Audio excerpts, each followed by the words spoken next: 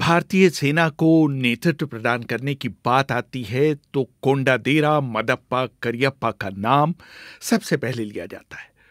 वो सेना के पहले भारतीय कमांडर इन चीफ थे। उनको किपर के नाम से भी पुकारा जाता है। कहा जाता है कि जब वो फतेहगढ़ में तैनात थे तो एक ब्रिटिश अफसर की पत्नी को उनका नाम लेने में बहुत दिक्कत होती थी, इसलिए उन्होंने उन्हें किपर पुकारना शुरू कर दिया। 1942 में करियप्पा लेफ्टिनेंट कर्नल का पद पाने वाले पहले भारतीय अफसर बने। 1944 में उन्हें ब्रिगेडियर बनाया गया और बन्नू फ्रंटियर ब्रिगेड के कमांडर के तौर पर तैनात किया गया।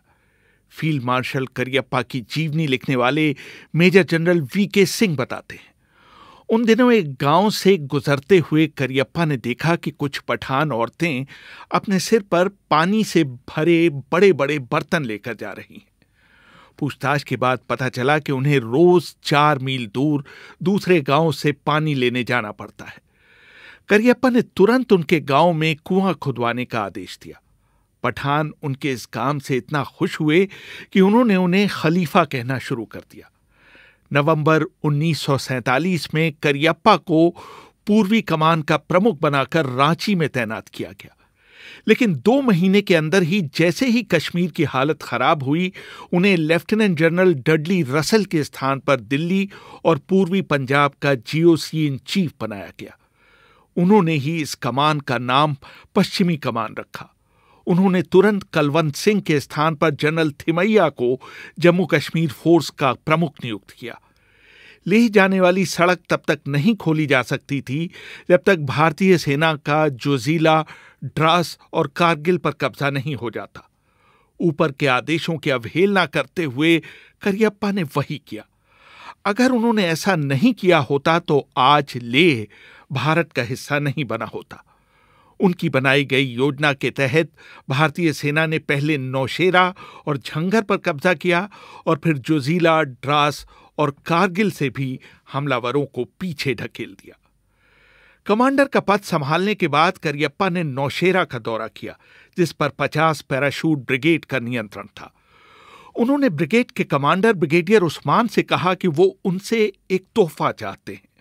जब उस्मान ने पूछा कि वो तोहफे में क्या लेना चाहेंगे, तो करियप्पा का जवाब था कि वो चाहते हैं कि वो कोट पर कब्जा करें। उस्मान ने इस काम को सफलतापूर्वक अंजाम दिया।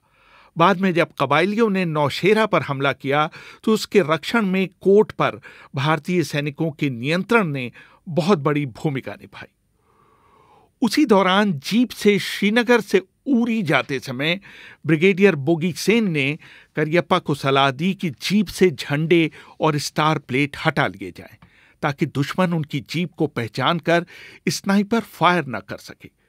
Major general VK. सिंह बताते हैं कि करियप्पा ने ये कहते हुए इस सलाह को मानने से इनकार कर दिया कि इसका उनके सैनिकों के मनोबल पर बुरा असर पड़ेगा जब वो देखेंगे कि उनके कमांडर ने डर की वजह से अपनी जीप से झंडे हटा लिए हैं। बोगी सेन का अंदेशा सही निकला। उनकी जीप पर फायर आया, लेकिन सौभाग्य से किसी को चोट नहीं लगी। लौटते समय भी उनकी जीप पर फिर फायर किया गया, जिससे उसका एक टायर फट गया, लेकिन करियप्पा पर इसका कोई असर नहीं हुआ। एक और अवसर पर टिथवाल के दौरे के दौरान करियप्पा अपनी सुरक्षा की परवाह किए बिना एक पहाड़ी पर चढ़ गए, जिस पर कबायली नजर रखे हुए थे। उनके वहां हटने से कुछ मिनटों के भीतर ही उस स्थान पर तोप का गोला गिरा जहां वो खड़े हुए थे।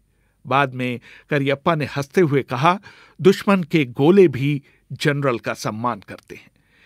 इसी अभियान के दौरान ही एयर कमोडोर मेहर सिंह पुंछ में हथियारों समेत एक डकोटा विमान उतारने में सफल हो गए, वो भी रात में। कुछ समय बाद उन्होंने लेह में भी डकोटा उतारा, जिस पर जनरल थिमैया सवार थे।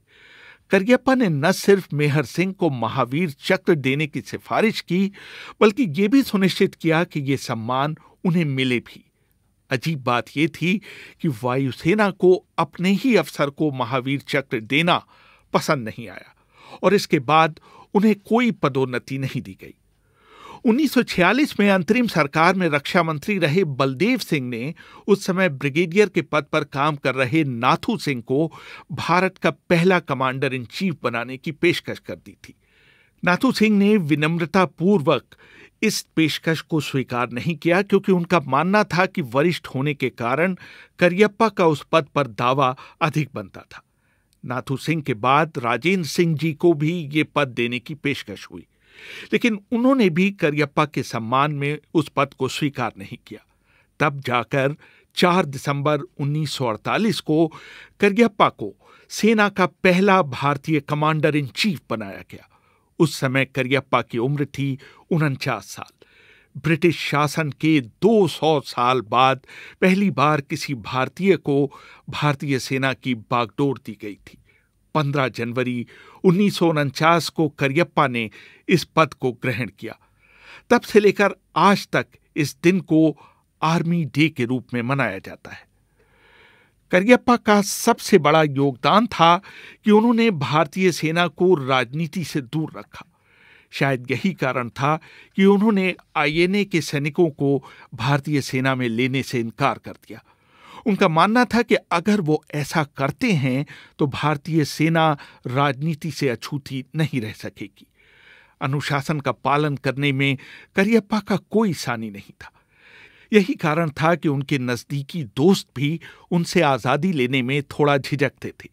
मेजर जनरल वीके सिंह अपनी किताब लीडरशिप इन इंडियन आर्मी में लिखते हैं, एक बार श्रीनगर में जनरल थिमैया, जो उनके साथ दूसरे विश्व युद्ध और कश्मीर में साथ काम कर चुके थे, उनके साथ एक ही कार में बैठकर जा रहे थे। थिमैया ने सिगरेट जलाकर पहला कश ही लिया था कि करियप्पा ने उन्हें टोका कि सैनिक वाहन में धूम्रपान करना वर्जित है। थोड़ी देर बाद आदतन जनरल थिमैया ने एक और सिगरेट निकाल ली, लेकिन फिर करियप्पा की बात को याद करते हुए उसे वापस पैकेट में रख लिया। करियप्पा ने इसको नोट किया और ड्राइवर को आदेश दिया कि वो कार रोकें ताकि थिमैया बाहर निकलकर सिगरेट पी सके। एयर मार्शल नंदू करियप्पा अपने पिता की जीवनी में लिखते हैं, एक बार जब मैं दिल्ली के नवीन भारत हाई स्कूल में पढ़ रहा था, एक दिन हमें लेने सेना का ट्रक स्कूल नहीं आ पाया। मेरे पिता के एडीसी ने मुझे स्कूल से वापस लेने के लिए स्टाफ कार भेज दी। मैं बहुत खुश हो गया। कुछ दिन बाद जब मेरे पिता नाश्ता कर रहे थे तो इस घटना का जिक्र हुआ। ये सुनते ही मेरे पिता आग बबूला हो गए और उन्होंने अपने एडीसी को लताड़ते हुए कहा कि सरकारी कार का किसी भी हाल में निजी इस्तेमाल नहीं किया जाना चाहिए। उन्होंने फौरन उसका बिल बनवाया और एडीसी से कहा कि इसे उनके वेतन से काट लिया जाए। 1965 में पाकिस्तान से लड़ाई के समय वायुसेना में फाइटर पायलट उनके बेटे नंदू करियप्पा का युद्धक विमान पाकिस्तान में मार गिराया गया। उन्हें युद्धबंदी बना लिया गया। एयर मार्शल नंदू करियप्पा ने मुझे बताया, पाकिस्तान के राष्ट्रपति जनरल अयूब खां और मेरे पिता के बीच बहुत दोस्ती थी, क्योंकि 40 के दशक में अयूब उनके अंडर में काम कर चुके थे। मेरे पकड़े जाने के बाद रेडियो पाकिस्तान से खासतौर से ऐलान करवाया गया कि मैं सुरक्षित हूं और ठीक ठाक हूं। 1 घंटे के भीतर दिल्ली में पाकिस्तान के उच्चायुक्त ने मेरे पिता से टेलीफोन पर बात की और कहा कि अयूब खान ने उन्हें संदेश भिजवाया है कि अगर आप चाहें तो वो आपके बेटे को तुरंत वापस भारत भेज सकते हैं। तब मेरे पिता ने जवाब दिया था, सभी भारतीय युद्धबंदी मेरे बेटे हैं, आप मेरे बेटे को उनके साथ ही छोड़िए।